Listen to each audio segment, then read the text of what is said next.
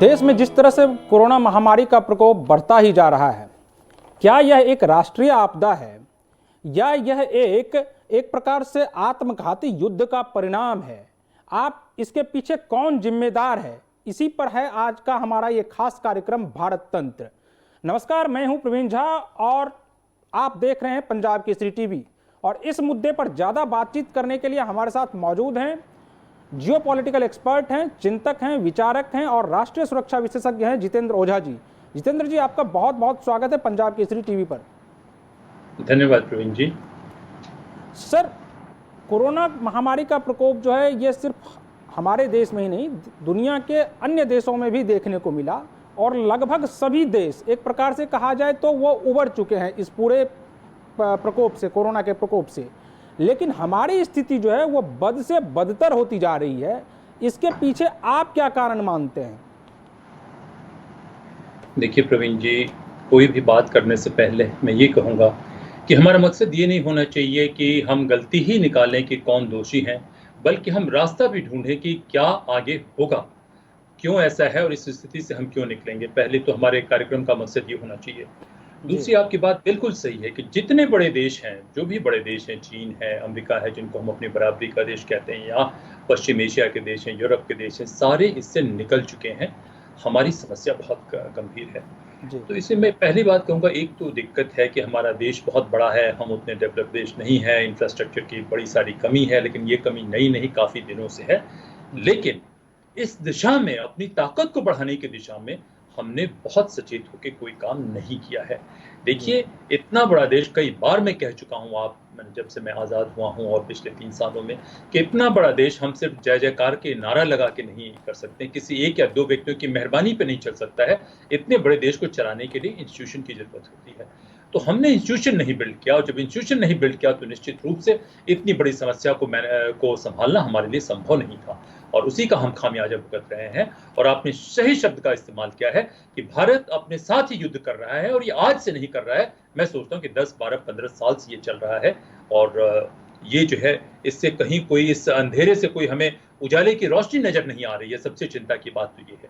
जी sir, इसमें एक और ये है कि जहाँ से ये इस कोरोना का जो उद्भव एक प्रकार से कहा जाए कि जहाँ से निकली है, आप देखिए कि चाइना जो है, इसके बारे में अभी कई मीडिया रिपोर्ट्स में भी आ चुका है कि चाइना इसके लिए 2015 से ही तैयारी कर रहा था कि उसके पास सार्स वायरस नाम का वो एक पहले से ही उनके पास आ चुका था कि इसके जरिए जो है हम जैविक युद्ध लड़ेंगे, और इससे हो सकता है कि तीसरा विश्व युद्ध जो भी होगा वो भी जैविक रूप से ही, यानी बायोलॉजिकल वार के रूप में ही लड़ा जाएगा। तो क्या यह आपको लगता है क्या कि जो भारत में जो ये दूसरा वेव है वो एक प्रकार से चीन के द्वारा जो बायोलॉजिकल वार है उसी का परिणाम है? देखिए, इसके बारे में कोई ठोस सूचना न तो उपलब्ध है, न कभी उपलब्ध हो सकती है। तो इसके बारे में कुछ भी अटकल लगाना ठीक नहीं होगा, मैं सोचता हूँ। लेकिन 2-3 बातें मैं कहना चाहूँगा। एक तो फैक्चुअल में जो दूसरे लोग हैं वो कह रहे हैं कि चीन ने इसका जिक्र किया था, लेकिन उन्होंने कहा था कि शायद पश्चिम के लोगों ने जैविक युद्ध के रूप में चीन पे, इस पे हमला किया है। तो खैर, उससे भी कोई बहुत ज़्यादा बात पता नहीं चलती। लेकिन 2-3 बातें बड़ी साफ हैं। एक तो पहली बात यह है कि चीन जो है, जब अपने नागरिकों के जीवन की वो परवाह नहीं करता है, और अपने नागरिकों को भी एक नहीं कई बार, हमेशा से पूरे इतिहास में, और यहाँ तक कि अभी भी, माओ के ज़माने में तो 4 करोड़ लोगों की हत्या की ही, अभी भी कुछ लोगों की हत्या करने से वो बाज नहीं आता। तो देखिए, चीन ऐसा काम कर सकता है, ऐसे काम करने की उसकी नीयत भी हो सकती है, मंशा भी हो सकती है, और उसकी क्षमता भी है। लेकिन हम इस पे अटकल लगाने के बजाय, हम एक बड़े देश हैं, चीन से पुरानी सभ्यता है, हम 70 साल से तो कम से कम आज़ाद हैं, और पिछले साल से कुछ और ज़्यादा आज़ाद हैं। तो हमने इस दिशा में क्या काम किया? हमने क्या इस दिशा में अपनी संस्थाओं को मजबूत किया? हमने अपने आप को सशक्त किया? शायद हमने अपना काम नहीं किया। तो मैं सोचता हूं कि ऐसी स्थिति में इस मुद्दे पे एक पॉइंट से ज़्यादा बातचीत करना बेमानी होगी।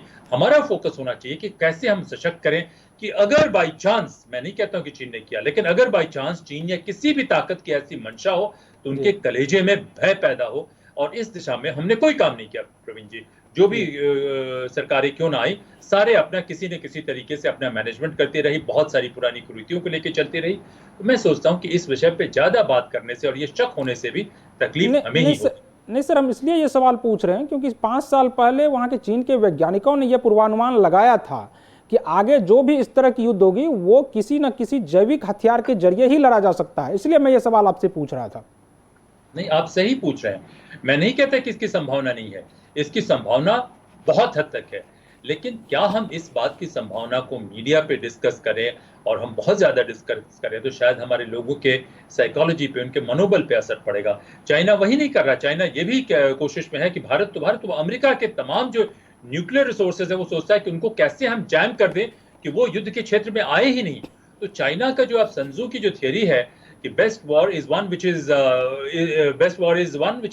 तो ये तो सबसे अच्छा तरीका हुआ ना कि किसी भी देश करने का। तो देखिए, चाइना के पास इसकी क्षमता भी है और चाइना के पास इसकी मंशा भी है।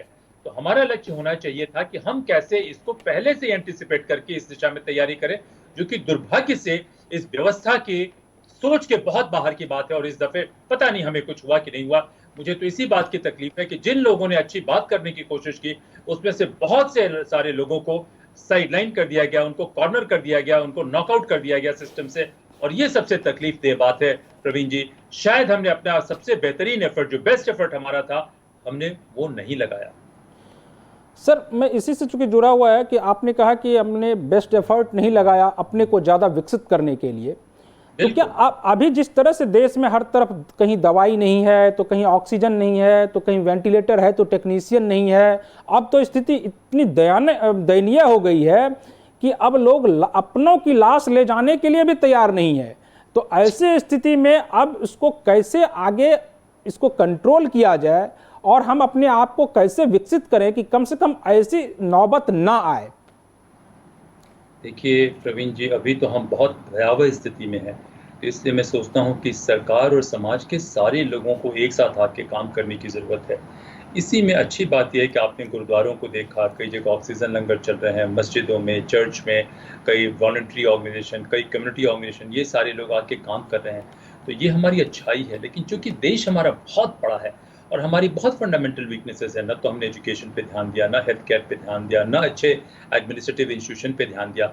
हमारा सारा ढांचा मुगल ढांचा है। डेमोक्रेसी आने के बाद भी उसकी रूह में जो है मुगलियत है या कॉलोनियलिज्म है या ब्रिटिश, ये दोनों का कॉम्बिनेशन है। भारतीयता तो इसमें बहुत कम है इस ढांचे में, जिसकी वजह से हम लोग भारत तंत्र की बात करने पे मजबूर हो गए कि व्यवस्था में जनता के प्रति न तो कोई कमिटमेंट है, न कोई इम्पैथी है।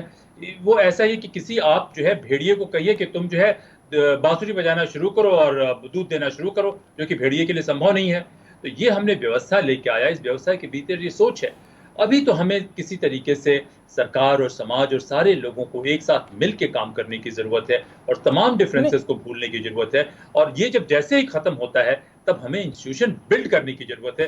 प्रवीण जी, अगर हम इंस्टीट्यूशन बिल्ड नहीं करते तो ये हम किस तरीके से लाचार, मजबूर और एक फेल्ड व्यवस्था में रह रहे हैं कि एक से बढ़ के एक लोगों की जान चली गई, अच्छे अच्छे लोगों की जान चली गई।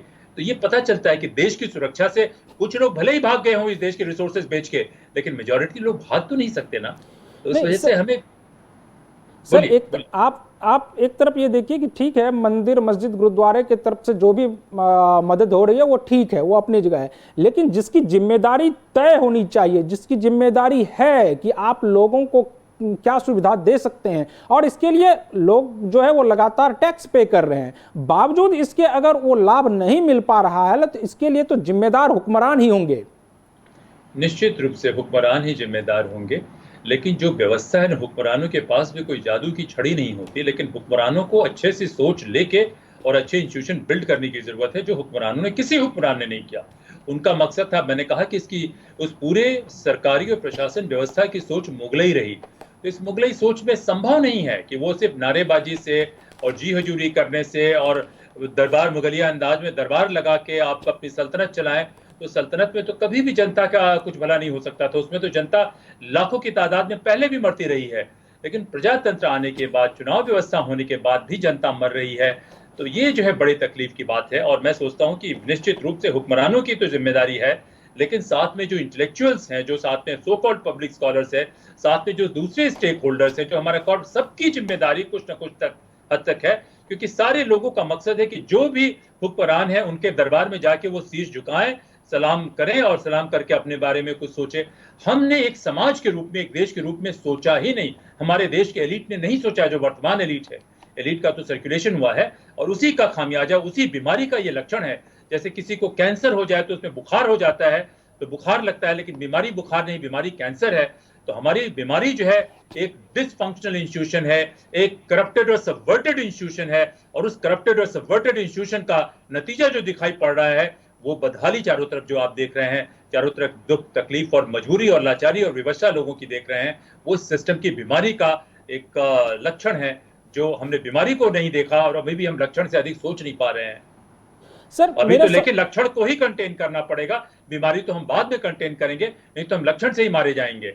जी सर, मेरा सवाल ये है कि क्या हम लोगों ने इतना भी विकास नहीं किया? क्योंकि अभी जो वीडियो आप देखिए, जालंधर में जो वीडियो कल सर्कुलेट हुआ पूरे मीडिया संस्थानों में, और जो लोगों ने दिखाया और सोशल मीडिया पर जिस तरह से सर्कुलेट हुआ कि एक पिता जो है अपनी बेटी के लाश को अपने कंधों पर लेकर जाने को मजबूर है, ऐसी हृदय विदारक तस्वीरें आ रही हैं। इसके बावजूद भी अगर हमारे हुक्मरान कुछ सोच नहीं रहे हैं और इसके ऊपर संज्ञान नहीं ले रहे हैं, तो आखिर इसमें कमी कहां है? आपको क्या लगता है कि इसके पीछे मुख्य वजह क्या है, कि कहां हमारे इस पूरे ढांचागत रूप में कहां परिवर्तन की जरूरत है? देखिए, ये तो बहुत बड़ा मुद्दा है जो आपने कहा, ये शायद पहले भी होता होगा और मीडिया उस समय नहीं थी, तो इसलिए इसका जिक्र नहीं होता होगा। क्योंकि मीडिया पे आता है तो इसका असर होता है। तो कमी तो व्यवस्था में बहुत सारा है। देखिए, सारे लोग बादशाह बन के डंडे लेके हुक्म चलाते रहे और काम करने वालों को बेवकूफ़ समझा जाता रहे, तो क्या होगा? एक व्यवस्था तो ये होनी चाहिए कि व्यवस्था में सारे लोग परस्पर मिलके एक दूसरे के साथ एम्पैथी रखते हुए, इंटेग्रिटी रखते हुए काम करें। इस व्यवस्था में इंटेग्रिटी के लिए जीरो स्पेस है, इस व्यवस्था में एक्सेलेंस के लिए जीरो स्पेस है, इस व्यवस्था में सोशल कमिटमेंट के लिए जीरो क्या नेगेटिव स्पेस है कि जो सोशल कमिटमेंट करे वो तो सरकार में उनको बेवकूफ़ समझा जाता है, उनकी बड़ी दुर्दशा हो जाएगी। तो सब कुछ प्रजातंत्र होने के बावजूद एक छोटा सा कॉकस हमारे देश में भी है जिसने हमेशा सत्ता पे कब्जा रखा है। चाहे राजनीति में चेहरे बदलते रहे हों, लेकिन ये तबका ऐसा है कि चेहरा राजनीति में कोई भी क्यों न रहे, एक सिंडिकेट टाइप ऐसा हमारे देश में भी है। हम दूसरों की बात करते हैं जो हमेशा सत्ता में काबिज रहता है। ब्यूरोक्रेसी की लॉबी कहें, कॉर्पोरेट की लॉबी कहें, सो कॉल्ड एनजीओ की लॉबी कहें, ये लोग हमेशा काबिज रहते हैं और इस व्यवस्था में कुछ लोगों का फायदा होते रहता है। इस व्यवस्था में जनता और देश सेकेंडरी हैं। मैं नहीं कहता कि वो जनता और देश इररिलेवेंट है, जनता और देश सेकेंडरी या पेरिफेरल हैं। और इसमें जो आपने कहा, ये बहुत सारी हृदय विदारक तस्वीरें हुई हैं। बहुत नेता भी मरे हैं, ऐसी बात नहीं है कि नेता नहीं मरे हैं, बहुत नेता भी मरे हैं।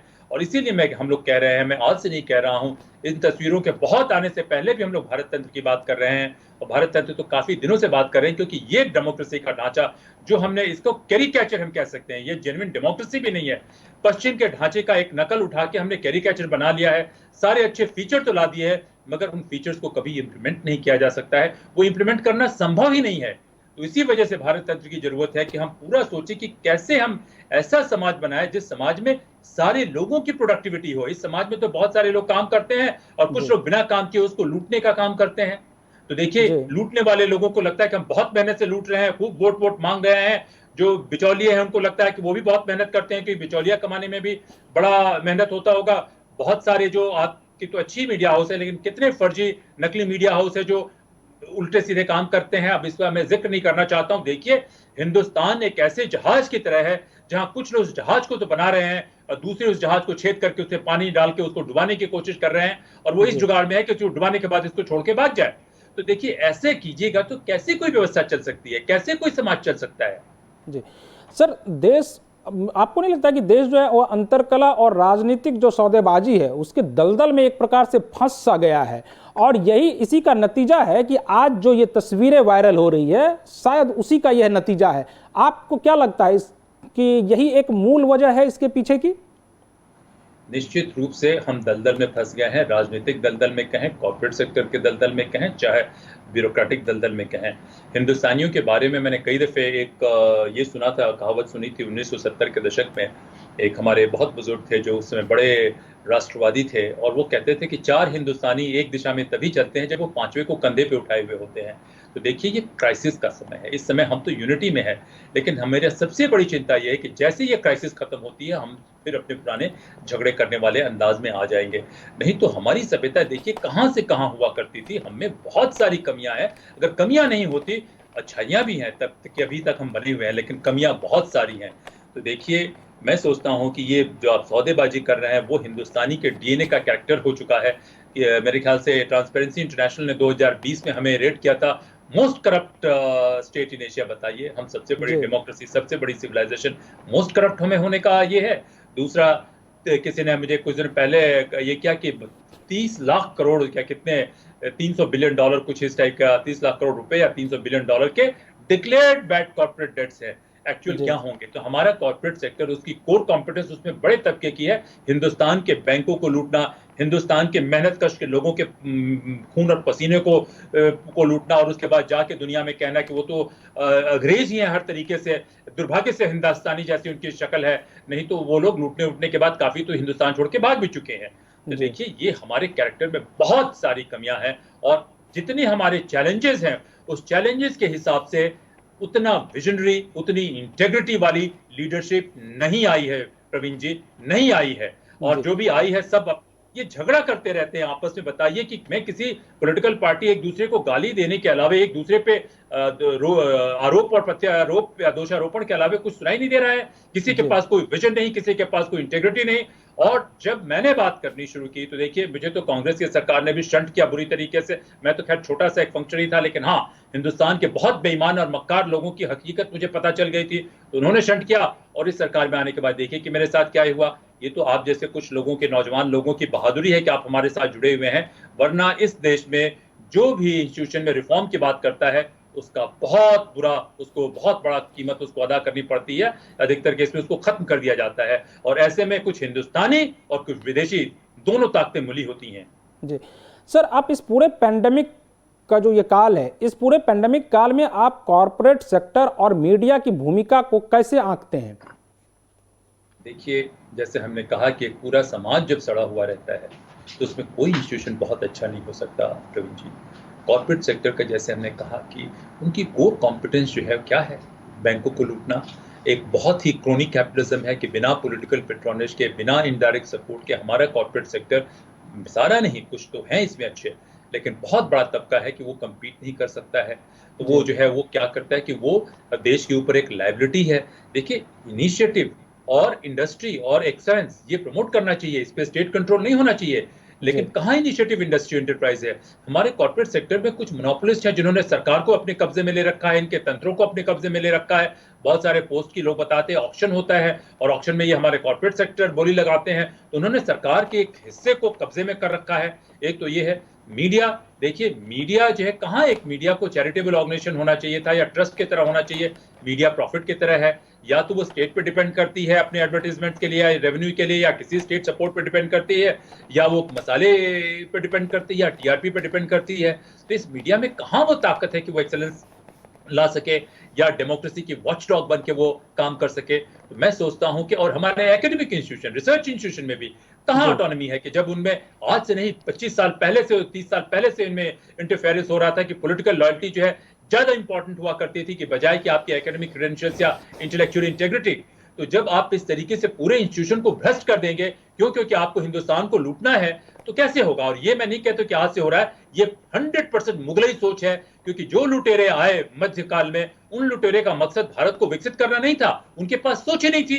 तो उन्होंने सारी जनता को लूटा, सारे एजुकेशनल इंस्टीट्यूशन को बर्बाद कर दिया, सबको ये कर दिया। तो आजादी के बाद जो कुछ प्रोग्रेस हुआ उसका विनाश होना शुरू हो गया था 70 और 80 के दशक में ही शुरू हो गया था प्रवीण जी।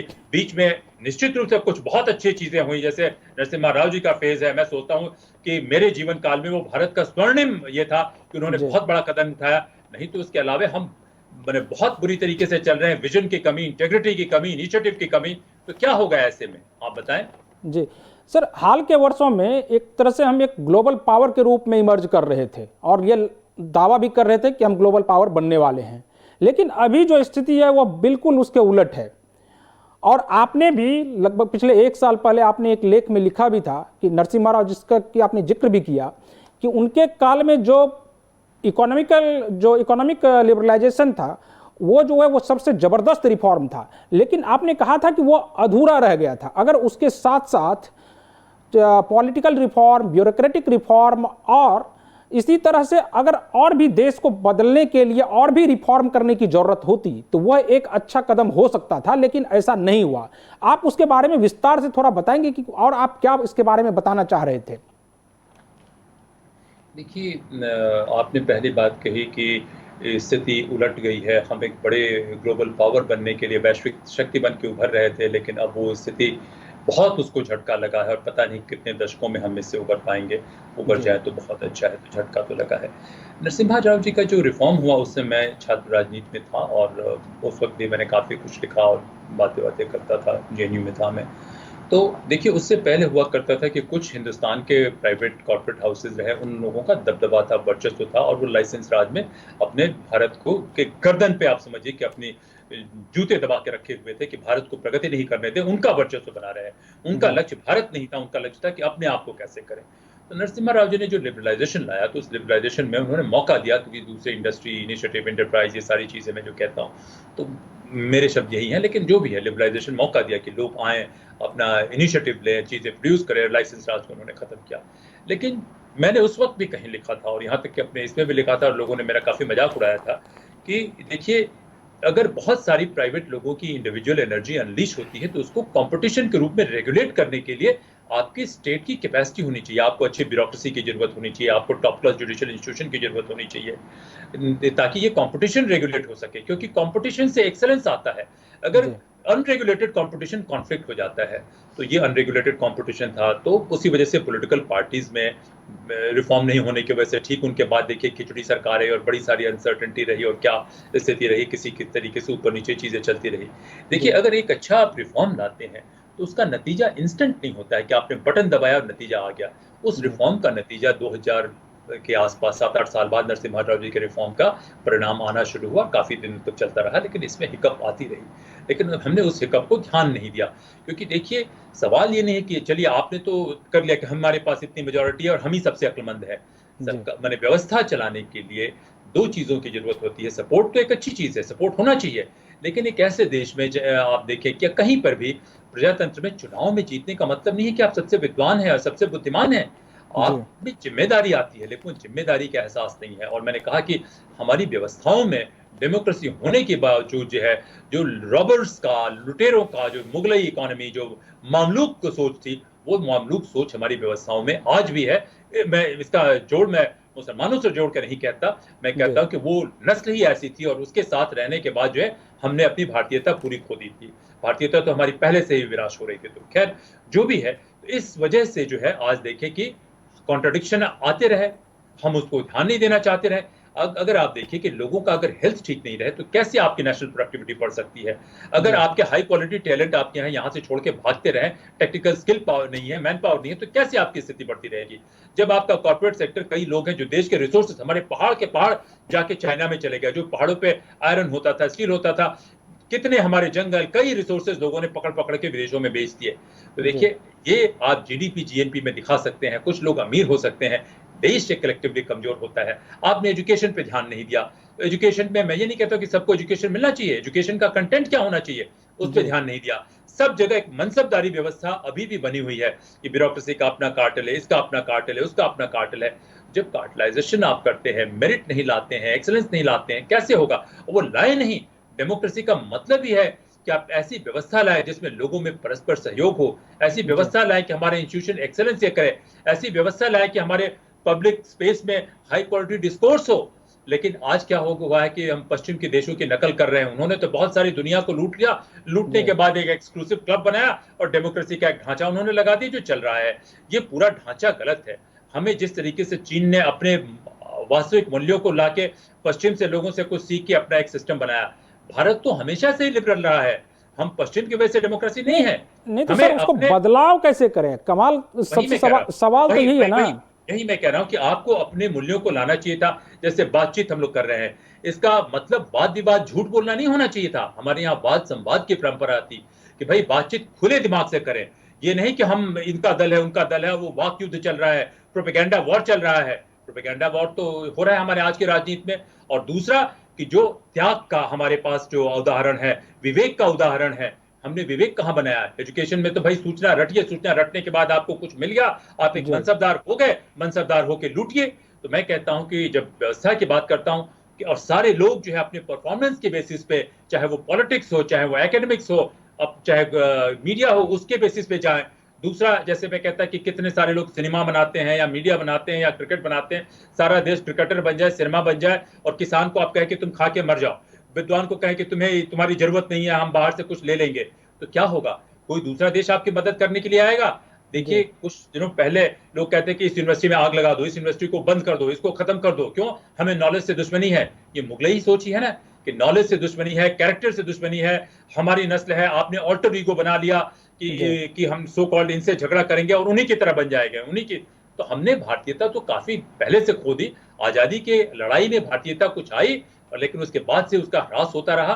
तो हमें अपने सिविलाइजेशनल वैल्यूज की मैं बात करता हूं कि अपने मूल्यों को लेके, पश्चिम के साइंटिफिक मूल्यों को लेके, अपनी आवश्यकता को समझ के एक व्यवस्था बनाना चाहिए था जिसकी तरफ कोई सोच नहीं हुई। और मैं उम्मीद करता हूं कि लोग हमसे नाराज भले ही क्यों ना हो, हम लोग की हत्या भी करवा दे, कोई फर्क नहीं पड़ता, कम से कम इस बात को ध्यान तो दे कि ये हमारे व्यक्तिगत लाभ के लिए नहीं है, ये भारत जैसे देश की सभ्यता के लिए जरूरी है। और ये सोचना कि अक्ल जो है सिर्फ हार्वर्ड की दुकान में बिकती है या कहीं और बिकती है, ये गलतफहमी है।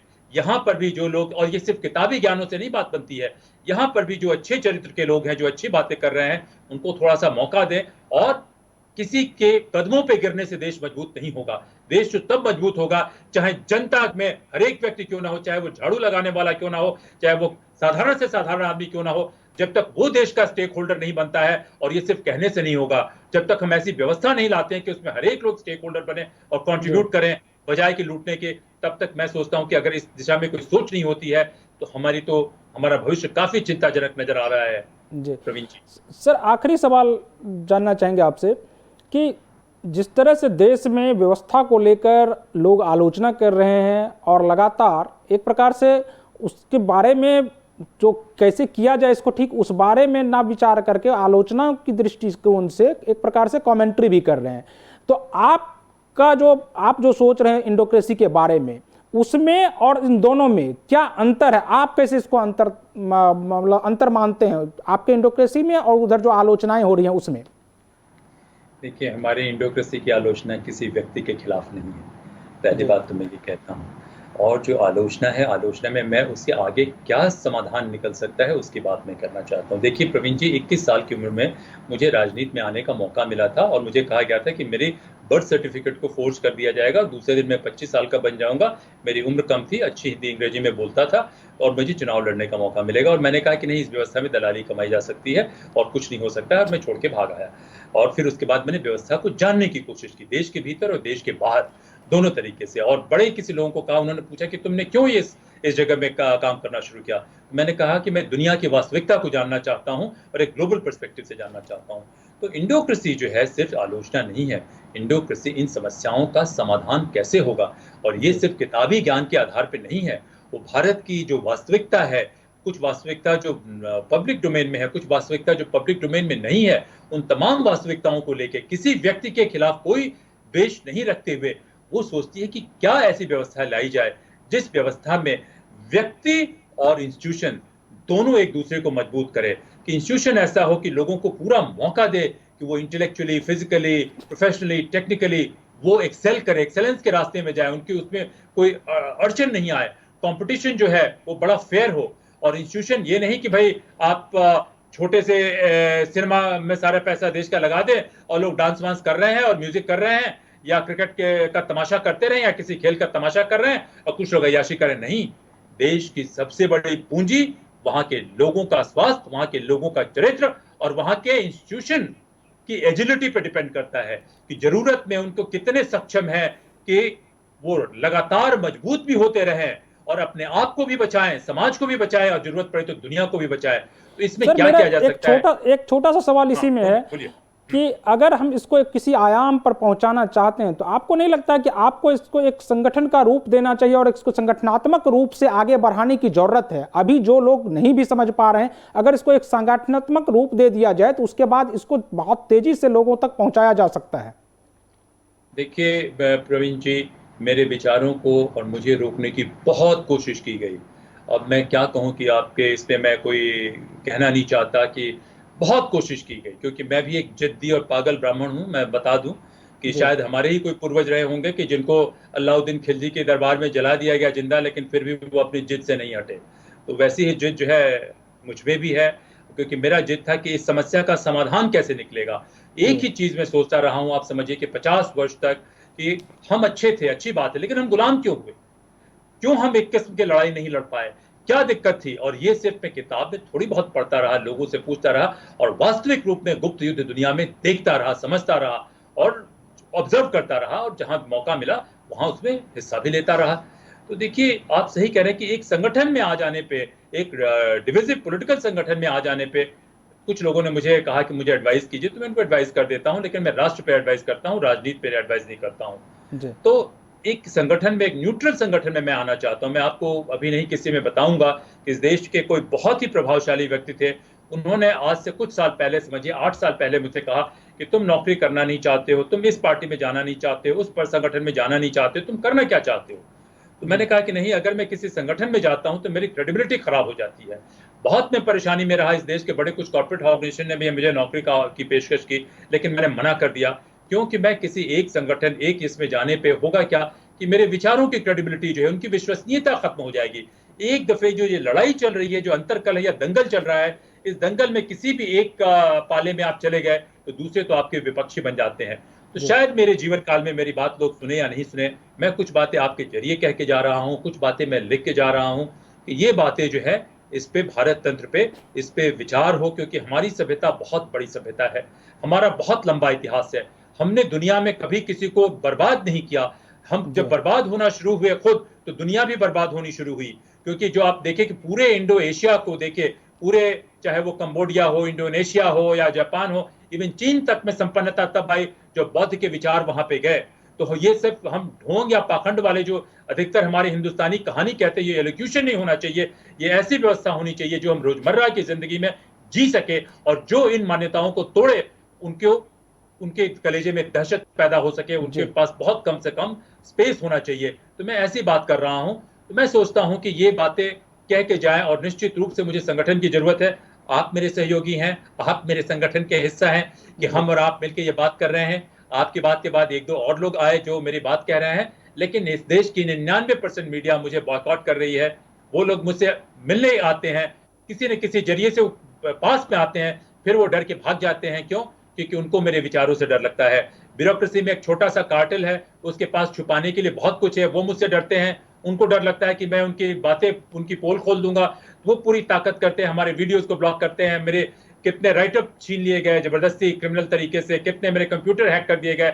आज वो जबरदस्त ताकत के जरिए किया गया, और ना मैं पुलिस के पास जा सकता हूँ, ना इसके पास जा सकता हूँ, क्योंकि जो लोग करने वाले थे उनके पास कानून की ये थी, लेकिन उनकी हरकत बड़ी क्रिमिनल थी, और उनको ऊपर मुझे पूरा शक है। मैं उम्मीद करता हूं कि इस वीडियो को और इस हिस्से को इस देश के गृह मंत्री भी देखे कि ये जो ताकतें हैं, न तो वो भाजपा के लिए है, न वो कांग्रेस के लिए है। ये बेशर्म किस्म की ताकतें हैं जो बिल्कुल मर्सनरी हैं, जो देश को क्या किसी को भी बेच सकती हैं। तो जब तक इन ताकतों के कलेजे में दहशत नहीं पैदा होगी, तो प्रवीण जी, कैसे देश मजबूत होगा? ये देश तो अपने आप से ही युद्ध कर रहा है। बाहर के दुश्मन तो छोटे दुश्मन है, ये जो भीतर के दुश्मन है, जो इतने लालची हो चुके हैं, मैं नहीं कहता कि उनको मार देने से या उनको खत्म कर देने से समस्या खत्म होगी। आप जैसे चाणक्य ने क्या काम किया था कि जो कुशाएं उनके पैरों में चुभ रही थी उसको जड़ से नाश कर दिया था। तो हमें इस दलाल तंत्र का, ढोंग तंत्र का, पाखंड तंत्र का, बेशर्म तंत्र का समूल सर्वनाश करना पड़ेगा, और इसके समूल सर्वनाश के बाद ही भारत तंत्र आ सकता है। और भारत तंत्र के अलावा भारत के पास कोई दूसरा उपाय नहीं है। क्षमा चाहता हूं मैं अगर बहुत इमोशनल हो गया तो। नहीं, कोई बात सर, आपका बहुत बहुत शुक्रिया इस पूरी जानकारी के लिए। तो इसी तरह हम अपने भारत तंत्र के अगले एपिसोड में किसी और मुद्दे के साथ हाजिर होंगे। तब तक आप बने रहिए पंजाब केसरी टीवी के साथ, और मुझे दीजिए अनुमति। नमस्कार।